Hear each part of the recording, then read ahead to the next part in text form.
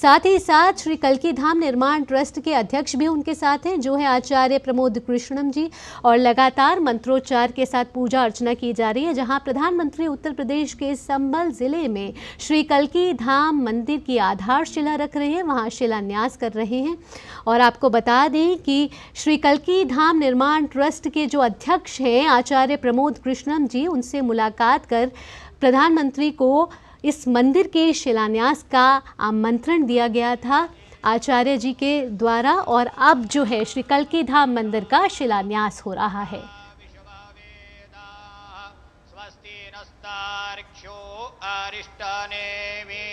स्वस्ति नो बृहस्पतिर्दधातु कंकण बंधनाम ओम जदावदनांदाक्षायण हिरण माधवो मां पुनातु ओम गोविंदाय नमः हस्तौ प्रक्षाल्यो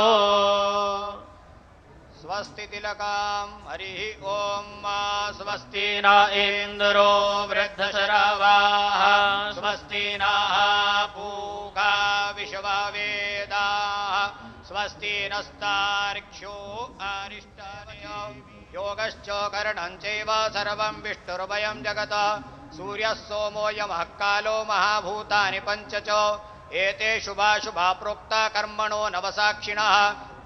नवसाक्षिणः अद्य पूर्वोच्चारित एवं गुणविशेषेण विशिष्टायां शुभपुण्यतिथौ अस्मिन् भारतवर्षे उत्तरप्रदेशे सम्भलमण्डलान्तर्गत ऐचोडाकम्बोहस्तथा वारो नक्षत्रं विष्णुरेव च योगश्च करणं चैव सर्वं विष्णुर्वयं जगत् सूर्यः सोमो यमः कालो महाभूतानि पञ्च च एते शुभाशुभा प्रोक्ता कर्मणो नवसाक्षिणः अद्य पूर्वोच्चारित एवं गुणविशेषेण विशिष्टायां शुभपुण्यतिथौ अस्मिन् भारतवर्षे उत्तरप्रदेशे सम्भलमण्डलान्तर्गत ऐचोडाकम्बोहस्तथा वारो नक्षत्रं विष्णुरेव च योगश्च करणं चैव सर्वं विष्णुर्वयं जगत् सूर्यः सोमो यमः कालो महाभूतानि पञ्च च एते शुभाशुभा प्रोक्ता कर्मणो नवसाक्षिणः। तो इस समय प्रधानमंत्री का उत्तर प्रदेश दौरा जारी है, जिसमें प्रधानमंत्री नरेंद्र मोदी, इन ताज़ा तस्वीरों के जरिए आप देख सकते हैं कि उत्तर प्रदेश के संभल में श्री कल्की धाम मंदिर का शिलान्यास कार्यक्रम चल रहा है, जहां प्रधानमंत्री नरेंद्र मोदी भूमि पूजन और शिलान्यास कार्यक्रम में शामिल हो रहे हैं। यहां आप देख सकते हैं तस्वीरों के जरिए कि उत्तर प्रदेश के मुख्यमंत्री योगी आदित्यनाथ उनके साथ हैं, साथ ही उनके साथ कल्की धाम के अध्यक्ष भी मौजूद हैं जो आचार्य प्रमोद कृष्णम जी हैं। और यहाँ कल्की धाम मंदिर का शिलान्यास कार्यक्रम चल रहा है और मंत्रोच्चार के साथ इस शिलान्यास कार्यक्रम का आयोजन हो रहा है और इस मंदिर की आधारशिला रखी जा रही है। आपको बता दें कि ये जो मंदिर है वो 5 एकड़ में बनकर तैयार होगा, जिसमें 5 साल का समय लगेगा। और आपको बता दें कि भगवान कल्की जो हैं वो प्रभु विष्णु का 10वां अवतार माने जाते हैं और संभल में बनने जा रहे श्री कल्की धाम को विश्व का सबसे अनोखा मंदिर कहा जा रहा है। इस मंदिर में भगवान विष्णु के 10 अवतारों के लिए 10 अलग अलग गर्भगृह होंगे और इसी गर्भगृह का जो भूमि पूजन है वो प्रधानमंत्री नरेंद्र मोदी इस समय आप देख रहे हैं कि कर रहे हैं। और लगातार ये तस्वीरें बयां कर रही हैं कि कैसे आस्था के साथ साथ जो इस मंदिर के साथ जो बाकी का क्षेत्र है उसका भी विकास होगा। हमने देखा कि कैसे राम मंदिर के प्राण प्रतिष्ठा के बाद अयोध्या नगरी जो है वो आस्था नगरी के साथ साथ अर्थव्यवस्था के तौर पर भी मजबूत हो रही है। और आज जो प्रधानमंत्री का उत्तर प्रदेश दौरा है वो ये दर्शा रहा है कि जब कल्की धाम मंदिर तैयार होगा उसके साथ साथ जो आसपास का क्षेत्र है उसका भी चौतरफा विकास होगा।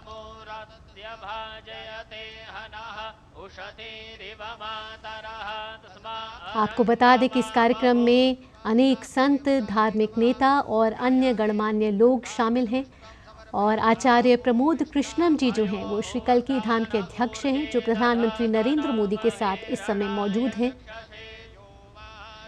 लगातार मंत्रोच्चार के साथ प्रधानमंत्री नरेंद्र मोदी पूजा अर्चना में शामिल होकर श्री कल्की धाम मंदिर का आधारशिला रख रहे हैं। इस मंदिर का शिलान्यास हो रहा है और आपको बता दें कि इसके बाद प्रधानमंत्री Uttar Pradesh global investor summit 2023 के चौथे ग्राउंड ब्रेकिंग समारोह में पूरे उत्तर प्रदेश में 10 लाख करोड़ रुपए से अधिक लागत की 14,000 परियोजनाओं का शुभारंभ करेंगे।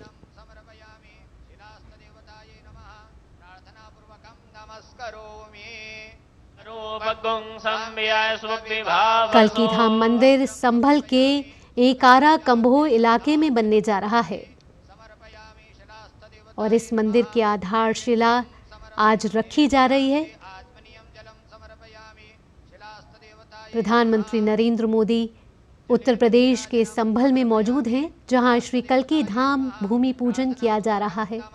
प्रधानमंत्री के साथ उत्तर प्रदेश के मुख्यमंत्री और साथ ही कल्की धाम के अध्यक्ष मौजूद हैं। आपको बता दें कि श्री कल्की धाम का निर्माण श्री कल्की धाम निर्माण ट्रस्ट द्वारा किया जा रहा है, जिसके अध्यक्ष हैं आचार्य प्रमोद कृष्णम जी।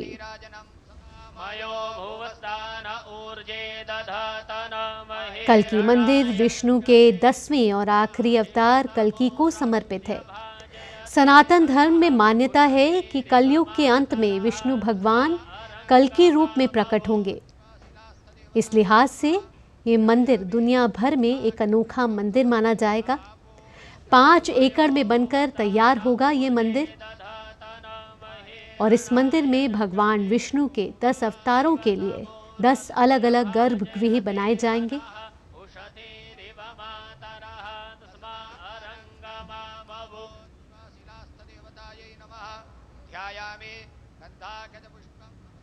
और ये भूमि पूजन के जरिए गर्भगृह में आधारशिला रखने का कार्यक्रम प्रधानमंत्री नरेंद्र मोदी के द्वारा किया गया। तस्वीरों के जरिए आप देख सकते हैं कि कल्की धाम की आधारशिला रखी जा रही है। आज का दिन उत्तर प्रदेश के संभल क्षेत्र के लिए अहम, महत्वपूर्ण, ऐतिहासिक। कार्यक्रम में अनेक धार्मिक नेता, संत और गणमान्य व्यक्ति शामिल हैं।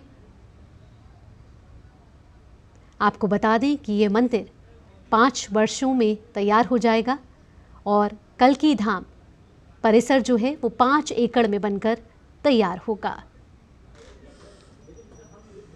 बेहद ही ऐतिहासिक तस्वीरें आपकी टीवी स्क्रीन पर, जहां उत्तर प्रदेश के संभल क्षेत्र में प्रधानमंत्री नरेंद्र मोदी ने श्री कल्की धाम मंदिर की आधारशिला रखी।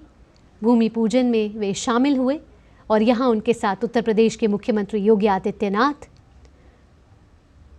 और श्री कल्की धाम निर्माण ट्रस्ट के अध्यक्ष आचार्य प्रमोद कृष्णम जी खुद मौजूद रहे। आपको बता दें कि आचार्य प्रमोद कृष्णम जी ने प्रधानमंत्री नरेंद्र मोदी को इस कार्यक्रम में शामिल होने का न्योता दिया था, जिसे प्रधानमंत्री ने स्वीकार किया और आज उत्तर प्रदेश के लिए एक महत्वपूर्ण दिन है।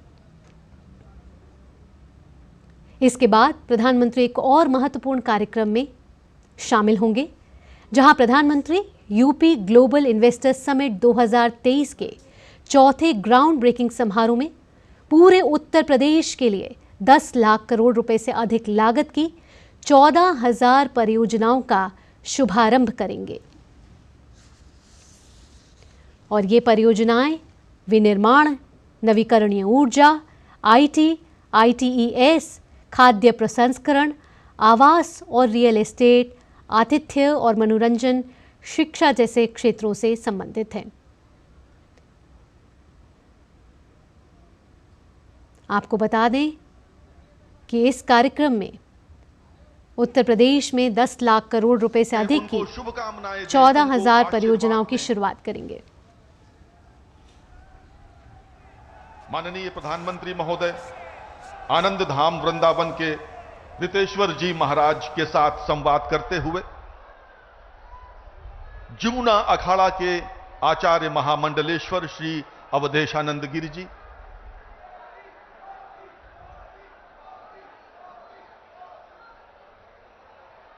पूज्यपाद श्री कैलाशानंद गिरि जी, सहृदय माननीय प्रधानमंत्री सहृदयता के साथ संवाद कर रहे हैं। आज का दिन उत्तर प्रदेश के लिए आध्यात्मिक और आर्थिक दृष्टि से महत्वपूर्ण है। सभी का अभिवादन कर रहे हैं भारत के यशस्वी प्रधानमंत्री माननीय श्री नरेंद्र मोदी जी। संभल में सभी संतों को प्रणाम करते हुए, उपस्थित जन समुदाय का अभिवादन करते हुए, और सबसे पहले मैं अनुरोध करूंगा, माननीय प्रधानमंत्री महोदय का आगमन उत्तर प्रदेश में हुआ है। मैं उत्तर प्रदेश के माननीय मुख्यमंत्री श्री योगी आदित्यनाथ जी से अनुरोध करता हूं, कृपया माननीय प्रधानमंत्री जी का स्वागत करें।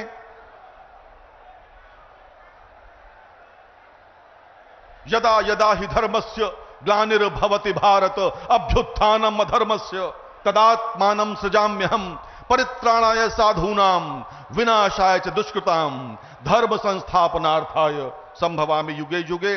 और इसी के साथ अब मैं अनुरोध करूंगा श्री कल की पीठाधीश्वर आचार्य प्रमोद कृष्णम जी से, पूज्यपाद श्री अवधेशानंद गिरि जी से, पूज्यपाद श्री कैलाशानंद गिरि जी से और सद्गुरु रितेश्वर जी महाराज से कृपया माननीय प्रधानमंत्री महोदय का अंग वस्त्र पहनाकर सम्मान करें। आपकी तालियां रुकनी नहीं चाहिए मित्रों। ये अभूतपूर्व दिन है, अविस्मरणीय दिन है, जब संभल में माननीय प्रधानमंत्री पूज्य संतों के साथ यहां मंच पर हैं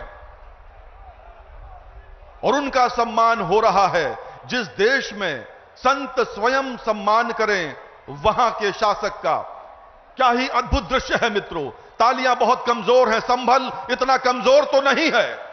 संभल क्या इतना कमजोर है?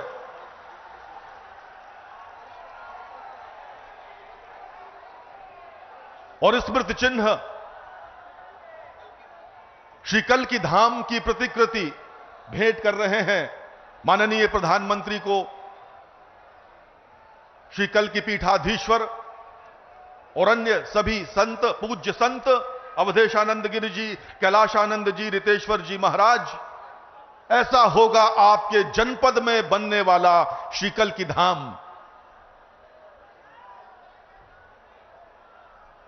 और आप सभी संतों से अनुरोध है, कृपया माननीय मुख्यमंत्री महोदय का सम्मान करें।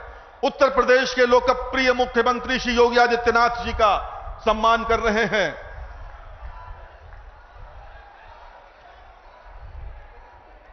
इतिहास साक्षी है, संतों ने ही हिंदुत्व को सजोया है, अपनी अस्थियों का धागा बना शास्त्र ज्ञान को पिरोया है। और अब मैं अनुरोध करूंगा श्री कल की पीठाधीश्वर आचार्य प्रमोद कृष्णम जी से, कृपया स्वागत भाषण के लिए पधारें श्री कल की पीठाधीश्वर।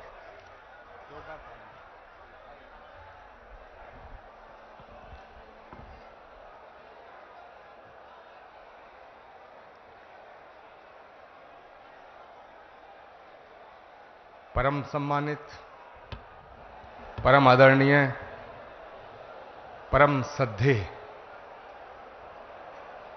भारत के यशस्वी, तेजस्वी, ओजस्वी और तपस्वी प्रधानमंत्री श्री नरेंद्र मोदी जी का इस कल की धाम की पावन धरा पे मुझे स्वागत करने के लिए कहा गया है। माननीय प्रधानमंत्री जी, जिंदगी में कभी कभी ऐसे पल आते हैं जब शब्द खो जाते हैं, वाणी थम जाती है। शबरी के पास बेर थे, विदुर के पास साग था, लेकिन हमारे पास तो आपका स्वागत करने के लिए सिवाय भावनाओं के, पुष्पों के कुछ भी नहीं है, कुछ भी नहीं है। माननीय प्रधानमंत्री महोदय, इस मंच पे परम श्रद्धेय स्वामी अवधेशानंद गिरि जी, परम श्रद्धेय स्वामी कैलाशानंद जी, सद्गुरु रितेश्वर जी महाराज और उत्तर प्रदेश के लोकप्रिय और सशक्त मुख्यमंत्री आदित्यनाथ जी महाराज विराजमान हैं। मैं सबको उनके श्री चरणों में अपना प्रणाम निवेदित करता हूं। माननीय प्रधानमंत्री जी, देश के कोने कोने से आए तमाम संत वृंद, कोई हरिद्वार से पधारा है, कोई गुजरात से पधारा है, कोई तमिलनाडु, केरल और आंध्र प्रदेश से पधारा है, कोई आसाम से आया है, कोई देवभूमि उत्तराखंड और हिमाचल प्रदेश से आया है। ये हजारों संतों का जो समूह आज इकट्ठा हुआ है,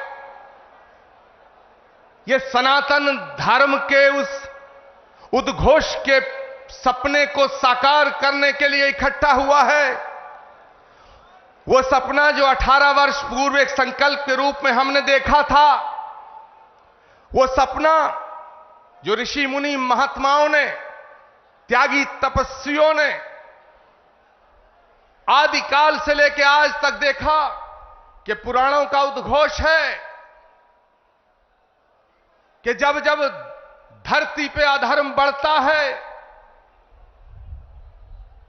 सज्जनता पर खतरा उमड़ता है,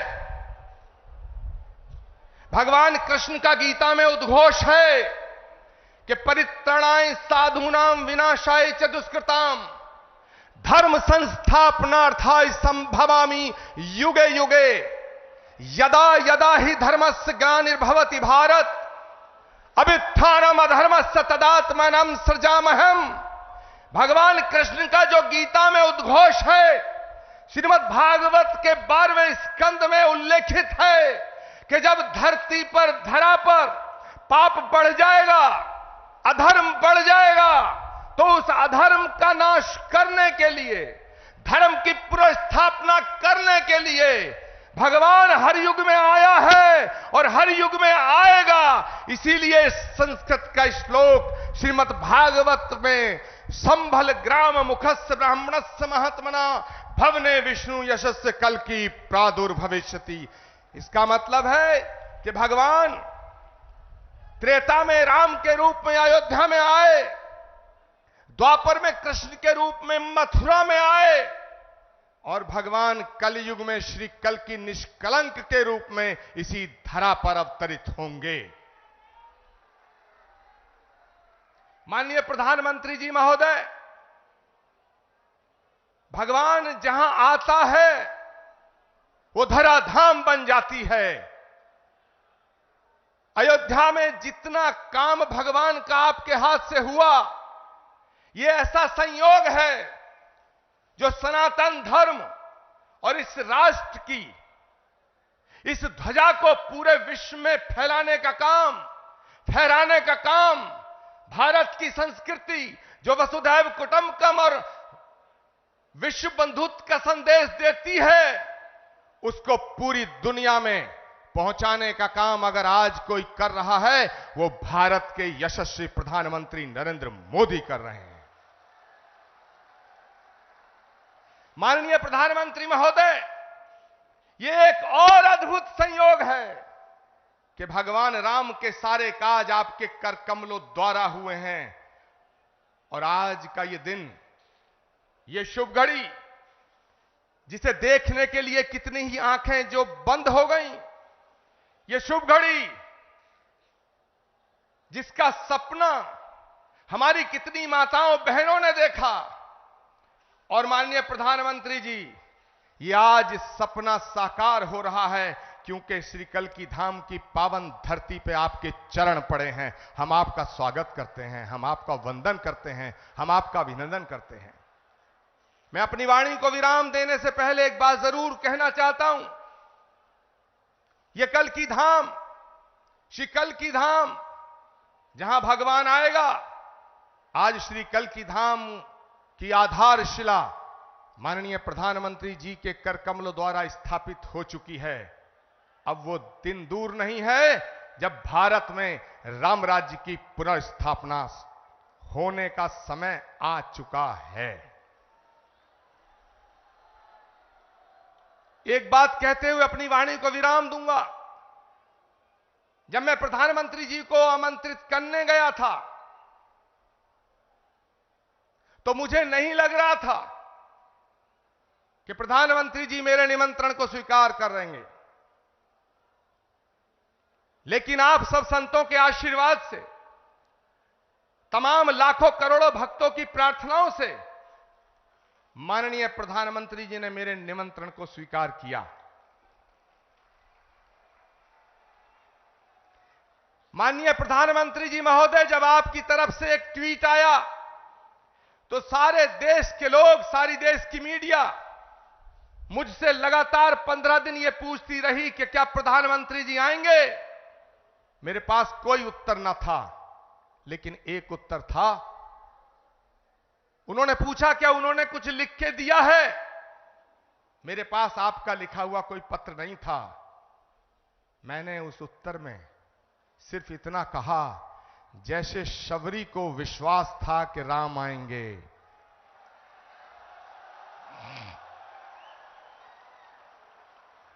जैसे विदुर को विश्वास था कि कृष्ण आएंगे, जैसे हमारी आस्था का आधार है कि कल्कि आएंगे, वैसे ही आचार्य प्रमोद कृष्णम को यह विश्वास था कि नरेंद्र मोदी जी अपनी बात के पक्के हैं, अपना वचन निभाएंगे। माननीय प्रधानमंत्री जी महोदय, भगवान कृष्ण के ज्ञान योग, कर्म योग, भक्ति योग, अगर हम तीनों को एक साथ रख के जब हम इमेजिन करते हैं, तो भगवान कृष्ण के भक्ति योग, कर्म योग और ज्ञान योग जब तीनों एक जगह मिलते हैं तो एक तस्वीर बनती है, और वो तस्वीर भारत के प्रधानमंत्री नरेंद्र मोदी की बनती है। मैं अपनी वाणी को विराम देता हूं और मैं निवेदन करना चाहता हूं, उत्तर प्रदेश के माननीय मुख्यमंत्री गोरक्ष पीठाधीश्वर पूज्यपाद योगी आदित्यनाथ जी महाराज से कि वो माननीय प्रधानमंत्री जी का स्वागत करें। जोरदार नारा और जयकारा लगना चाहिए हाथ खड़े होकर के। अवधपुरी से कल्कि धाम, अवधपुरी से कल्कि धाम, अवधपुरी से कल्कि धाम। पूज्यपाद योगी आदित्यनाथ जी महाराज।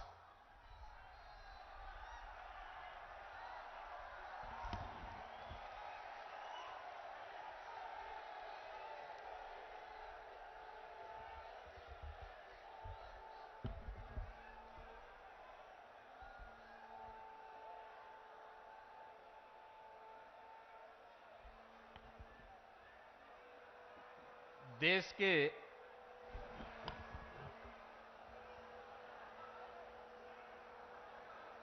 यशस्वी प्रधानमंत्री और दुनिया के सबसे लोकप्रिय राजनेता आदरणीय श्री नरेंद्र मोदी जी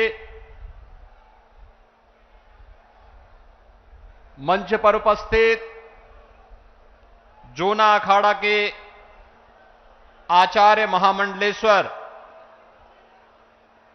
पूज्य स्वामी अवधेशानंद गिरी जी महाराज, पूज्य स्वामी कैलासानंद ब्रह्मचारी जी महाराज,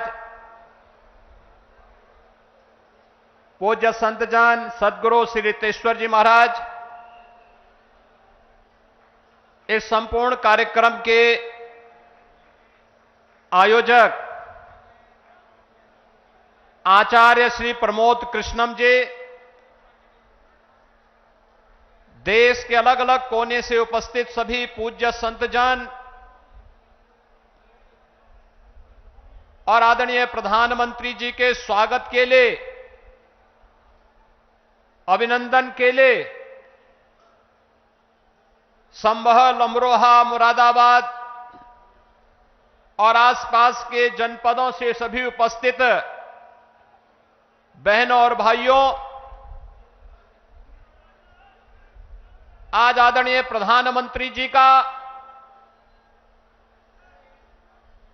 भगवान विष्णु के 200वें अवतार की जो ये भावी भूमि होने जा रही है, संभल जनपद में आगमन हुआ है। इस अवसर पर आदरणीय प्रधानमंत्री जी का मैं उत्तर प्रदेश वासियों की ओर से हृदय से स्वागत करता हूं, अभिनंदन करता हूं।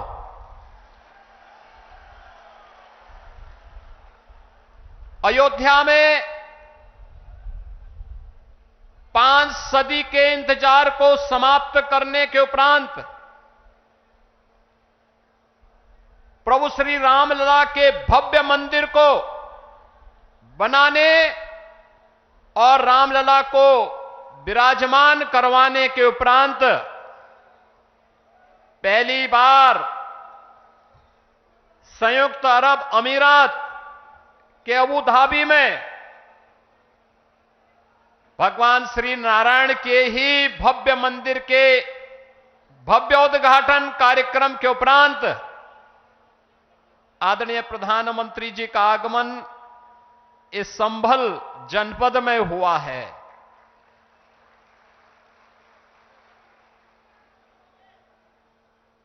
बहनों और भाइयों, हम सबको इस बारे में देखना होगा। पिछले 10 वर्षों में हमने एक भारत का दर्शन किया है। एक नया भारत है, जिस नए भारत में हर नागरिक को सुरक्षा भी है और राष्ट्र को समृद्धि के नए सोपान तक पहुंचाने का संकल्प भी है। जिस नए भारत में युवाओं की आजीविका की व्यवस्था भी है, तो भारत की आस्था का सम्मान भी है। आस्था का सम्मान किस रूप में? काशी में काशी विश्वनाथ धाम, अयोध्या धाम में रामलला का पुनः विराजमान होना, केदारपुरी और बद्रीनाथ धाम का पुनरुद्धार का कार्य संपन्न होना, महाकाल में महालोक की स्थापना होना, ये वह नए भारत की तस्वीर है, जिस नए भारत में हर युवा की आजीविका की गारंटी भी है और आपकी आस्था की भी गारंटी है। यही मोदी की गारंटी है। भाइयों बहनों, ये आस्था का सम्मान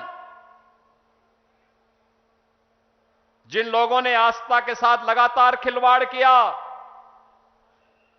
वे न आजीविका ही दे पाए और न भारत की आस्था को ही सम्मान दे पाए। आज तो भारत की विरासत भी सम्मानित होती है वैश्विक मंच पर। जब योग को वैश्विक मान्यता मिलती है और 21 जून की तिथि को दुनिया के लगभग 200 देश एक साथ जब भारत के अंदर किसी एक स्थान पर प्रधानमंत्री मोदी जी के नेतृत्व में करोड़ों भारतीय योग की इस विधा के साथ जुड़ते हैं, तो दुनिया के 200 से अधिक देश भी भारत की ऋषि परंपरा के इस प्रसाद के साथ जुड़ते हैं।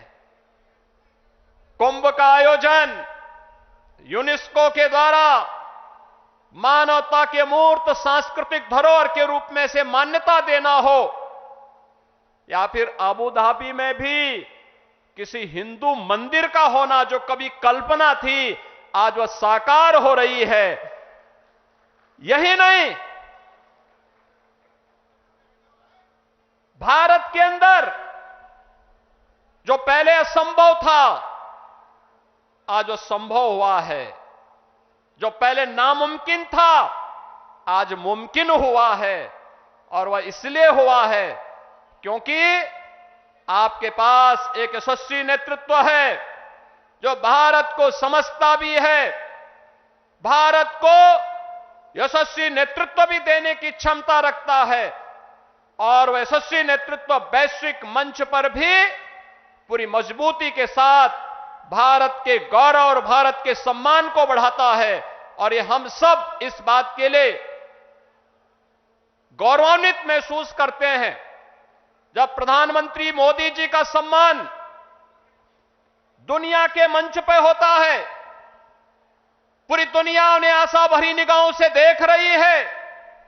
जिसके लिए भारत भारत कहलाता था, आज आजादी के बाद पहली बार 140 करोड़ की आबादी का भारत इस चीज को महसूस कर रहा है। आज सीमाएं सुरक्षित हुई हैं तो भारत के अंदर भी हर तबके का व्यक्ति अपने आप को सुरक्षित महसूस करता है।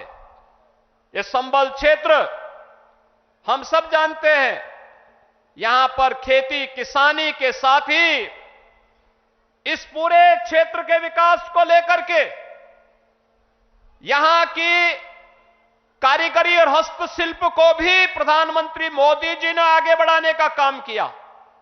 पीएम विश्वकर्मा योजना के माध्यम से जो पहले यहां पर तकनीक नहीं थी, आज कॉमन फैसिलिटेशन सेंटर बना करके संभल जनपद के अंदर भी बटन बनाने की परंपरागत व्यवस्था को नई तकनीक के साथ जोड़ करके वन डिस्ट्रिक्ट वन प्रोडक्ट और पीएम विश्वकर्मा के माध्यम से आज वह भी वैश्विक मंच पर चीन को प्रतिस्पर्धा दे रहा है। मुरादाबाद का ब्रास का आइटम हो या अमरोहा का ढोलक, यह एक नई पहचान के साथ आगे बढ़ रहा है। ये चीजें पहले भी थीं, लेकिन जिस निराशा और हताशा में थी, आज इस नए भारत में एक गरीब को मकान भी मिल रहा है तो इंफ्रास्ट्रक्चर के बड़े बड़े कार्य भी हो रहे हैं। संभल जनपद में गंगा एक्सप्रेसवे पूरी मजबूती के साथ बन रहा है और यहां पर औद्योगिक क्लस्टर भी विकसित होने जा रहा है। आने वाले समय में संभल से प्रयागराज की दूरी और 2025 में जब प्रयागराज कुंभ होगा, हमारा प्रयास होगा, उस समय डबल इंजन सरकार का प्रयास है कि उस समय प्रयागराज में गंगा एक्सप्रेसवे से पश्चिमी उत्तर प्रदेश और देश के अन्य भागों के लोग प्रयागराज पहुंचे। प्रयागराज की दूरी को न्यूनतम करने की दिशा में यह एक नया प्रयास प्रारंभ हो रहा है और गंगा एक्सप्रेसवे इसके लिए आपके लिए तैयार होने जा रही है। यह जो कुछ भी हो पा रहा है, चाहे वह अच्छा इंफ्रास्ट्रक्चर का हो, चाहे वह मुरादाबाद का बहुत शीघ्र प्रारंभ होने वाला एयरपोर्ट का हो, चाहे वह हस्तशिल्पी और कारीगरों के सम्मान का हो, चाहे वह नौजवानों के रोजगार का हो और चाहे किसानों के आमदनी को कई गुना बढ़ा करके उनके जीवन में परिवर्तन करने का हो। ये सभी कार्य ये नए भारत की एक नई पहचान बन रहे हैं और ये संभव हुआ है आदरणीय प्रधानमंत्री जी के यशस्वी नेतृत्व के कारण। आज प्रधानमंत्री जी का आगमन इस भगवान विष्णु के 10वें अवतार के रूप में भगवान कल्कि, जिन्हें भारत के शास्त्रों ने, चाहे वह महाभारत हो, श्रीमद् भागवत महापुराण हो, स्कंद पुराण हो, विष्णु पुराण हो या अन्य जितने भी ऐसे महत्वपूर्ण शास्त्र हैं जिनका बहुत स्पष्ट कहना है कि कलयुग और सतयुग की संधि काल में, युगाब्द के अंत में भगवान कल्कि का अवतार अवश्य होगा और इस धराधाम में पुनः सनातन धर्म की स्थापना का जो कार्य उस समय अधूरा रह गया है वह उनकी कृपा से संपन्न होगा। तो ये मान करके चलिए कि अयोध्या धाम में रामलला के विराजमान होने के बाद प्रधानमंत्री जी ने जो शुरुआत की है, यह वहां से उसकी शुरुआत है और यह होकर के रहेगा। आज आदरणीय प्रधानमंत्री जी शिला रखने के लिए स्वयं इस कल्कि धाम के इस आयोजन में यहां पर उपस्थित हुए हैं। मैं आप सभी श्रद्धालुजनों से, प्रदेशवासियों की ओर से आदरणीय प्रधानमंत्री जी का संबल जनपद की इस धरती पर हृदय से स्वागत करता हूं, अभिनंदन करता हूं। धन्यवाद। जय जय श्री राम।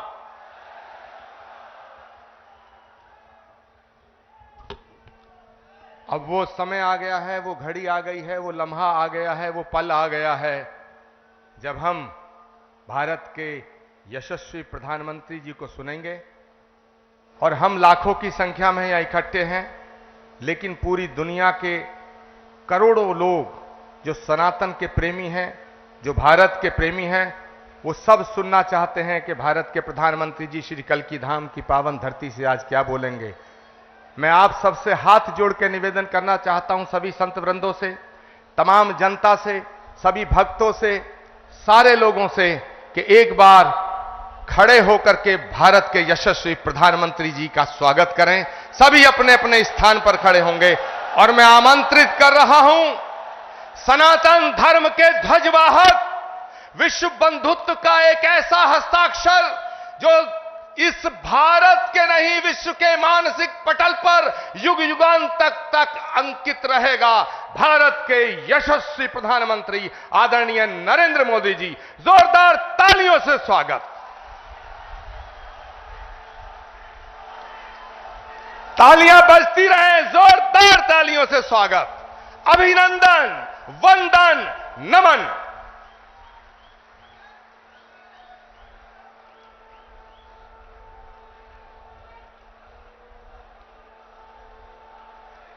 जय मां कैला देवी।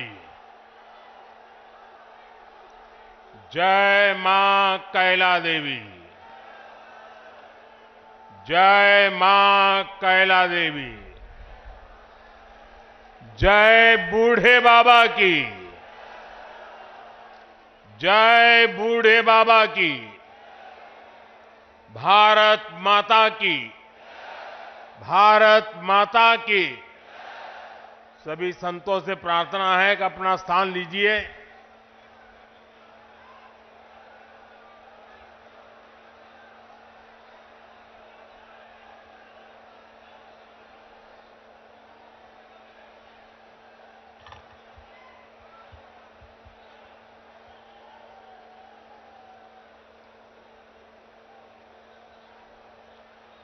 उत्तर प्रदेश के ऊर्जावान मुख्यमंत्री श्रीमान योगी आदित्यनाथ जी,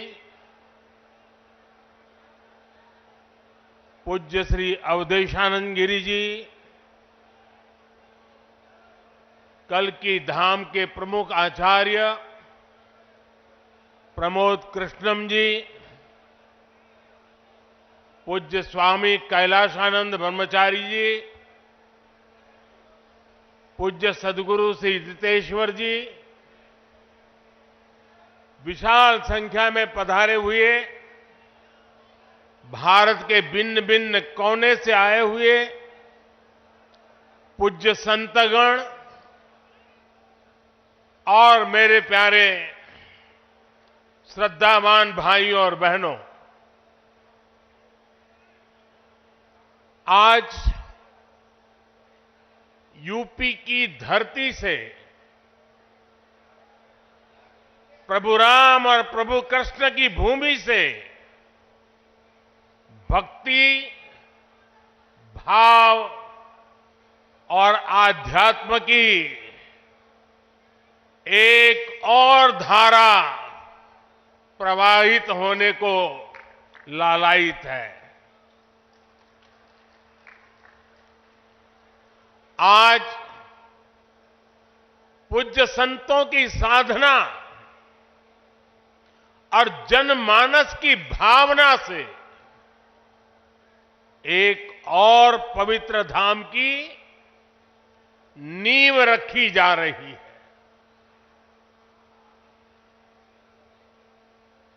अभी आप संतों आचार्यों की उपस्थिति में मुझे भव्य कल्की धाम के शिलान्यास का सौभाग्य मिला है। मुझे विश्वास है कि कल्कि धाम भारतीय आस्था के एक और विराट केंद्र के रूप में उभर कर सामने आएगा। मैं सभी देशवासियों को और विश्व के सभी श्रद्धालुओं को शुभकामनाएं देता हूं। अभी आचार्य जी कह रहे थे कि 18 साल की प्रतीक्षा के बाद आज ये अवसर आया है।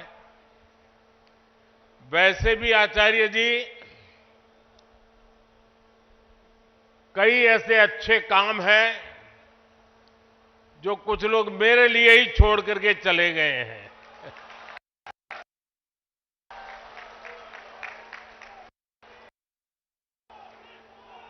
और आगे भी जितने अच्छे काम रह गए हैं ना, उसके लिए बस ये संतों का, जनता जनार्दन का आशीर्वाद बना रहे, उसे भी पूरे करेंगे। साथियों, आज छत्रपति शिवाजी महाराज की जन्म जयंती भी है। ये दिन इसलिए और पवित्र हो जाता है और ज्यादा प्रेरणादायक हो जाता है। आज हम देश में जो सांस्कृतिक पुनरोदय देख रहे हैं, आज अपनी पहचान पर गर्व और उसकी स्थापना का जो आत्मविश्वास दिख रहा है, वो प्रेरणा हमें छत्रपति शिवाजी महाराज से ही मिलती है।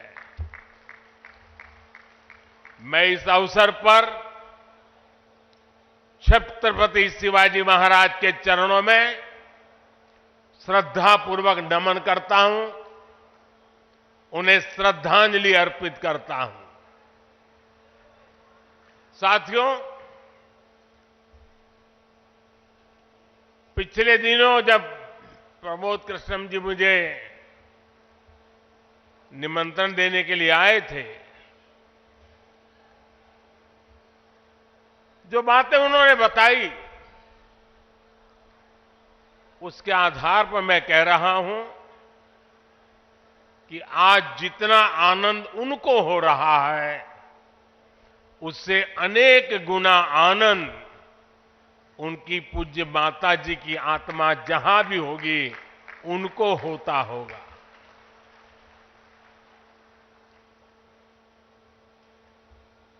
और मां के वचन के पालन के लिए एक बेटा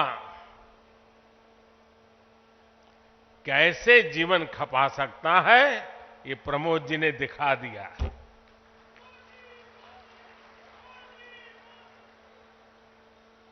प्रमोद कृष्णम जी बता रहे थे कि कई एकड़ में फैला ये विशाल धाम कई मायनों में विशिष्ट होने वाला है। एक ऐसा मंदिर होगा, जैसा मुझे उन्होंने पूरा समझाया अभी, जिसमें 10 गर्भगृह होंगे और भगवान के सभी 10 अवतारों को विराजमान किया जाएगा। 10 अवतारों के माध्यम से हमारे शास्त्रों ने केवल मनुष्य ही नहीं, बल्कि अलग अलग स्वरूपों में ईश्वरीय अवतार को प्रस्तुत किया गया है। यानी हमने हर जीवन में ईश्वर की ही चेतना के दर्शन किए हैं। हमने ईश्वर के स्वरूप को सिंह में भी देखा, वराह में भी देखा और कच्छप में भी देखा। इन सभी स्वरूपों की एक साथ स्थापना हमारी मान्यताओं की व्यापक छवि प्रस्तुत करेगी।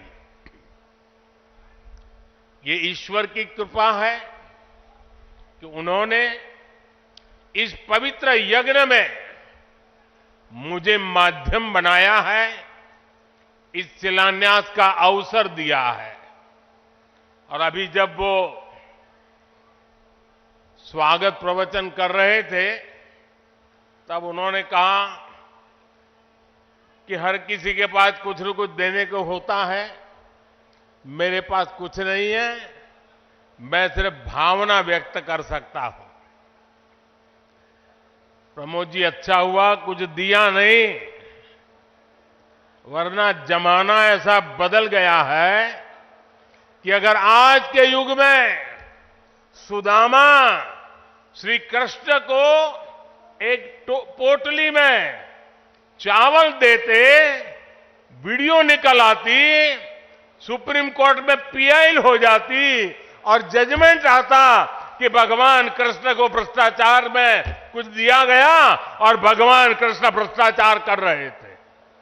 ये इस व्यक्त में हम जुगर रहे और इससे अच्छा है कि आपने भावना प्रकट की और कुछ दिया नहीं।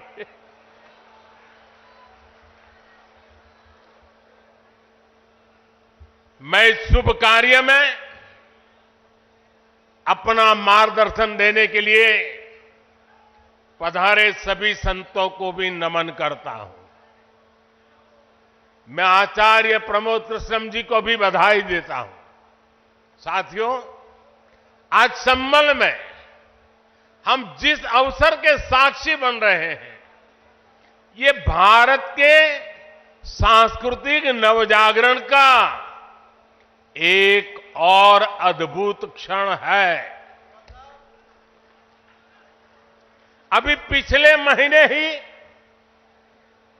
22 जनवरी को देश ने अयोध्या में 500 साल के इंतजार को पूरा होते देखा है।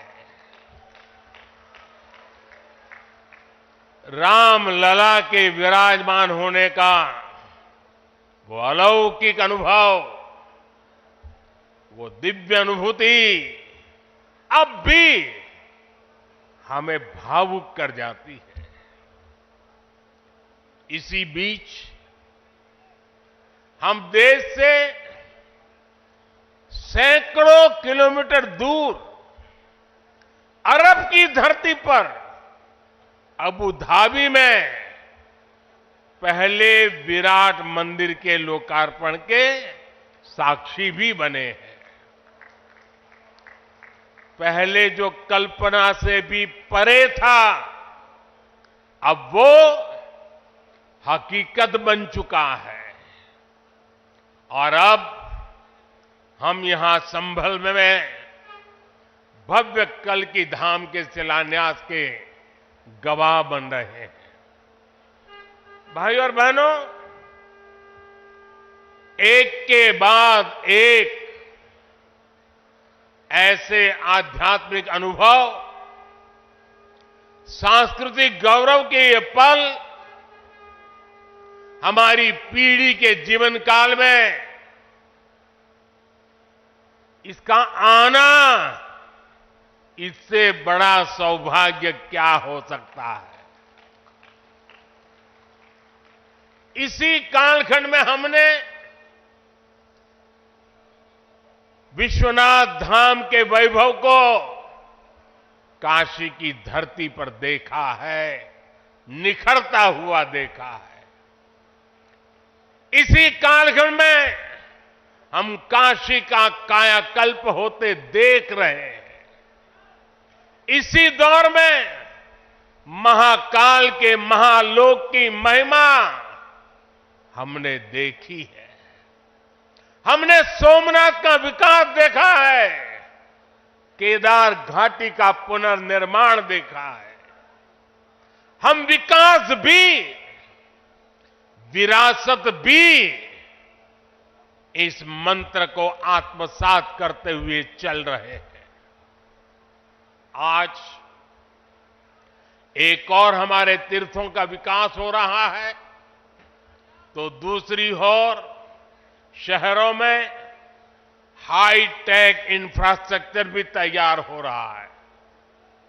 आज अगर मंदिर बन रहे हैं तो देश भर में नए मेडिकल कॉलेज भी बन रहे हैं। आज विदेशों से हमारी प्राचीन मूर्तियां भी वापस लाई जा रही है और रिकॉर्ड संख्या में विदेशी निवेश भी आ रहा है। ये परिवर्तन प्रमाण है साथियों,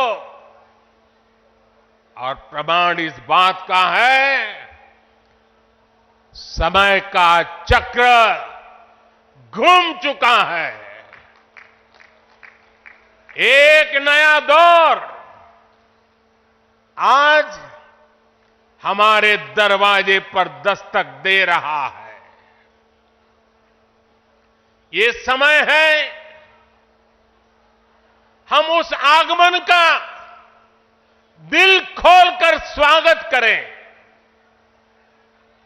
इसलिए मैंने लाल किले से देश को विश्वास दिलाया था, यही समय है, सही समय है। साथियों, जिस दिन अयोध्या में राम मंदिर की प्राण प्रतिष्ठा हुई थी,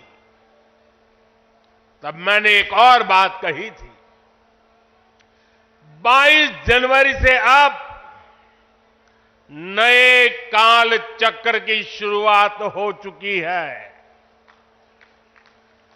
प्रभु श्री राम ने जब शासन किया तो उसका प्रभाव हजारों वर्ष तक रहा।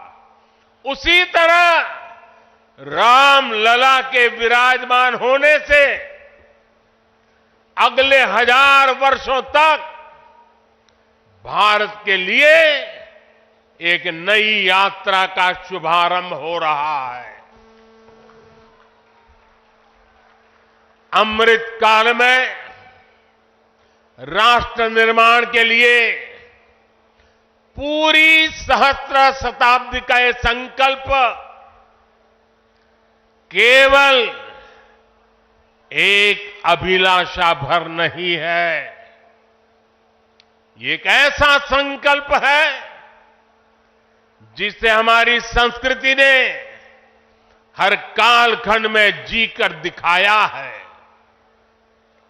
भगवान कल्कि के विषय में आचार्य प्रमोद कृष्णम जी ने गहरा अध्ययन किया है। भगवान कल्कि के अवतार से जुड़े कई सारे तथ्य और शास्त्रीय जानकारियां भी आचार्य प्रमोद कृष्णम जी मुझे बता रहे थे। जैसे उन्होंने बताया कि कल्कि पुराण में लिखा है, शंभले वस तस्तस्य सहस्त्र परिवत्सरा, यानी भगवान राम की तरह ही कल्कि का अवतार भी हजारों वर्षों की रूपरेखा तय करेगा। इसलिए भाइयों और बहनों, हम ये कह सकते हैं कि कल्कि काल चक्र के परिवर्तन के प्रणेता भी है और प्रेरणा स्रोत भी है। और शायद इसीलिए कल्कि धाम एक ऐसा स्थान होने जा रहा है जो उन भगवान को समर्पित है जिनको अभी अवतार होना बाकी है। अब कल्पना करिए, हमारे शास्त्रों में सैकड़ों हजारों साल पहले भविष्य को लेकर इस तरह की अवधारणा लिखी गई। हजारों वर्ष बाद की घटनाओं के लिए भी सोचा गया। ये कितना अद्भुत है, और ये भी कितना अद्भुत है कि आज प्रमोद कृष्णम जैसे लोग पूरे विश्वास के साथ उन मान्यताओं को आगे बढ़ा रहे हैं, अपना जीवन खपा रहे हैं। वो भगवान कल्कि के लिए मंदिर बना रहे हैं, उनकी आराधना कर रहे हैं। हजारों वर्ष बाद की आस्था और अभी से उसकी तैयारी, यानी हम लोग भविष्य को लेकर कितने तैयार रहने वाले लोग हैं। इसके लिए तो प्रमोद कृष्ण जी वाकई सराहना के पात्र हैं। मैं तो प्रमोद कृष्ण जी को एक राजनीतिक व्यक्ति के रूप में दूर से जानता था, मेरा परिचय नहीं था। लेकिन अभी जब कुछ दिन पहले मेरी उनसे पहली मुलाकात हुई तो ये भी पता चला कि वो ऐसे धार्मिक आध्यात्मिक कार्यों में कितनी मेहनत से लगे रहते हैं। कल की मंदिर के लिए इन्हें पिछली सरकारों से लंबी लड़ाई लड़नी पड़ी, कोर्ट के चक्कर भी लगाने पड़े। वो मुझे बता रहे थे कि एक समय उन्हें कहा जा रहा था कि मंदिर बनाने से शांति व्यवस्था बिगड़ जाएगी। आज हमारी सरकार में प्रमोद कृष्णम जी निश्चिंत होकर इस काम को शुरू कर पाए हैं।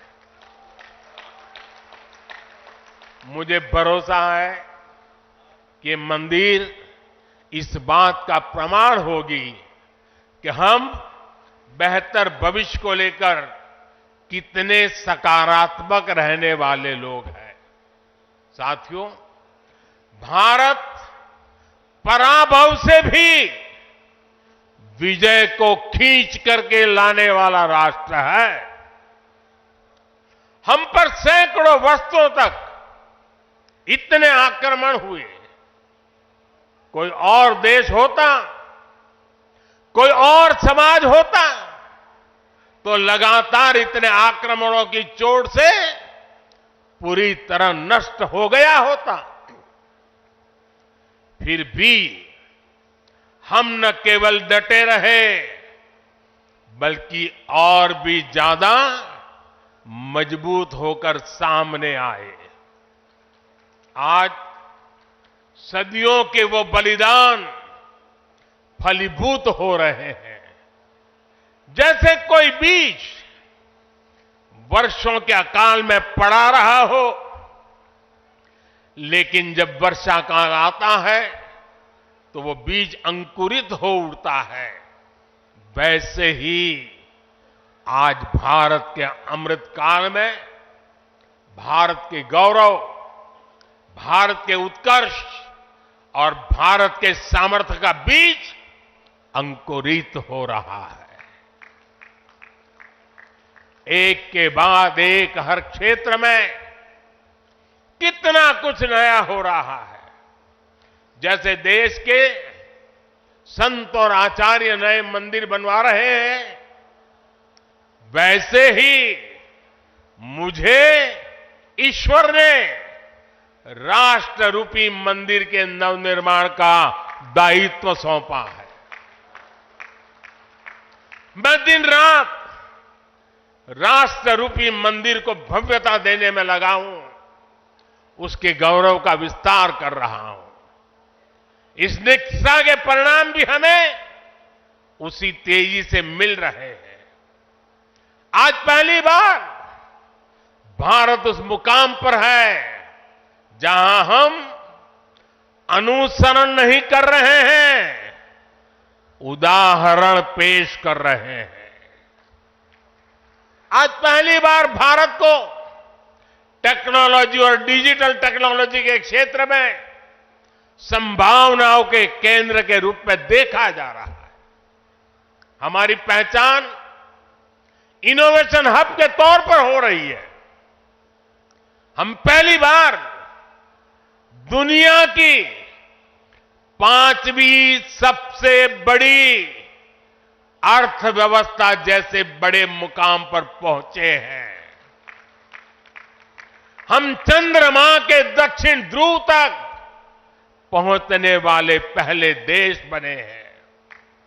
पहली बार भारत में वंदे भारत और नमो भारत जैसी आधुनिक ट्रेनें चल रही है। पहली बार भारत में बुलेट ट्रेन चलने की तैयारी हो रही है।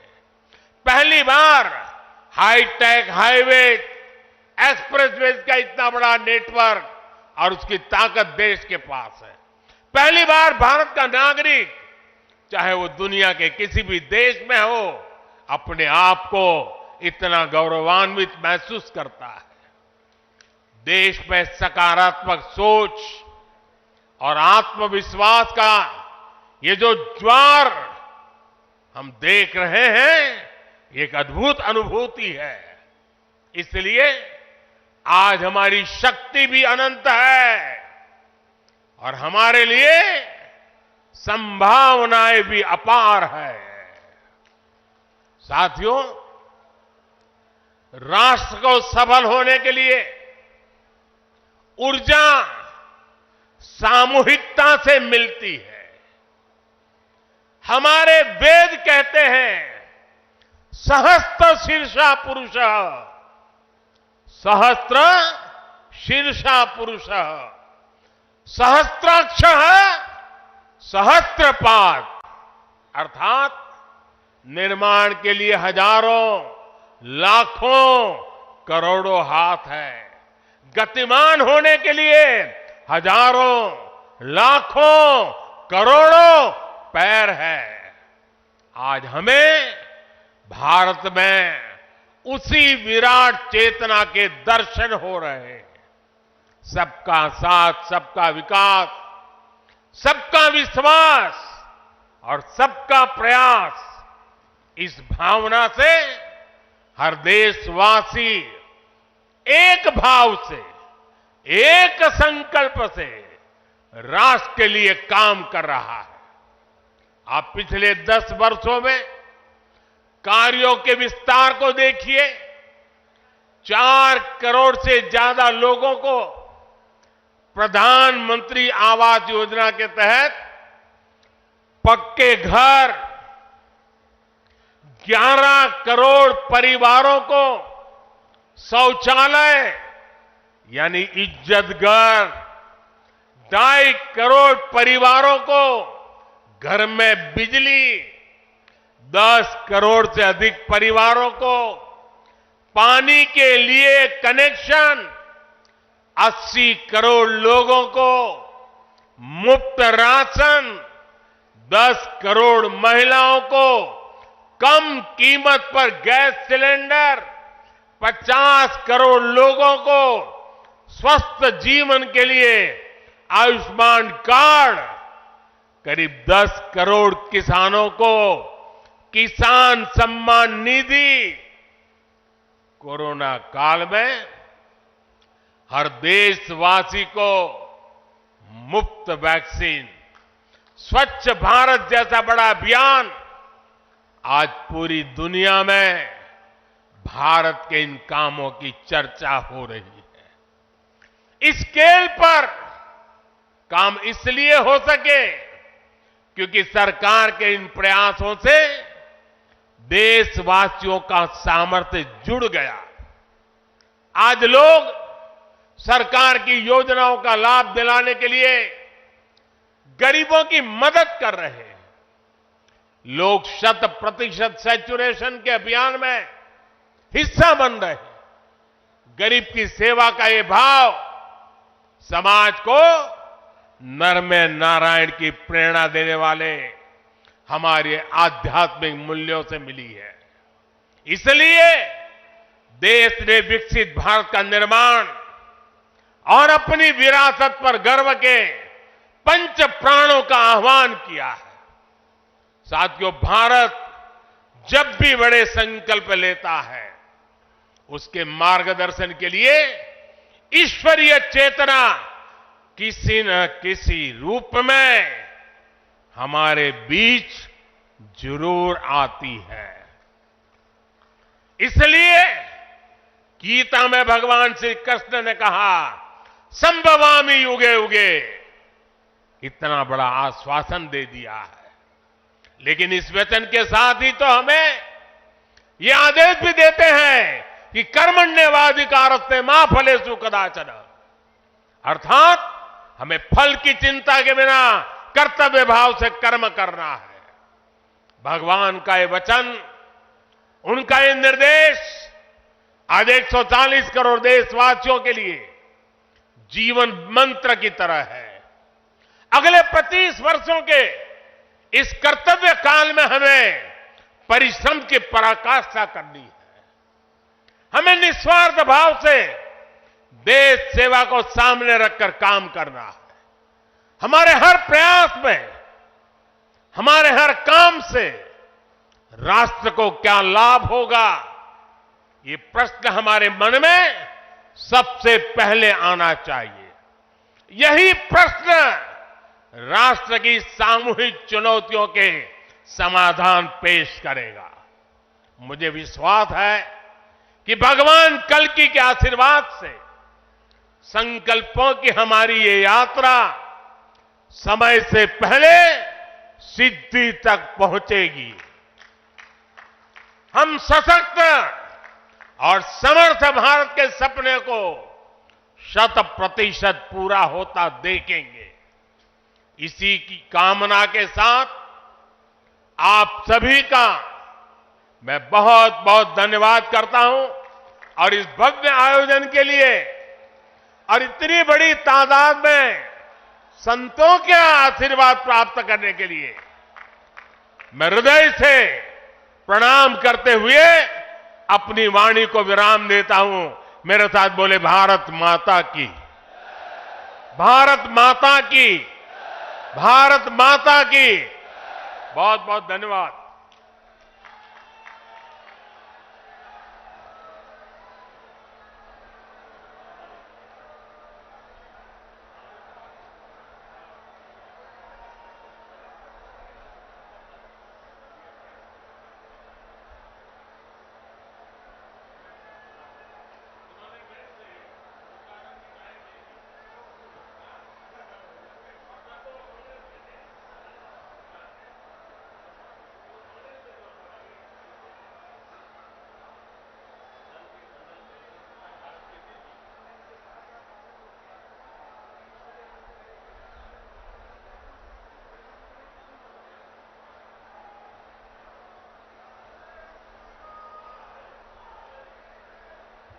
एक बार जोरदार माननीय प्रधानमंत्री जी मंच से प्रस्थान कर रहे हैं।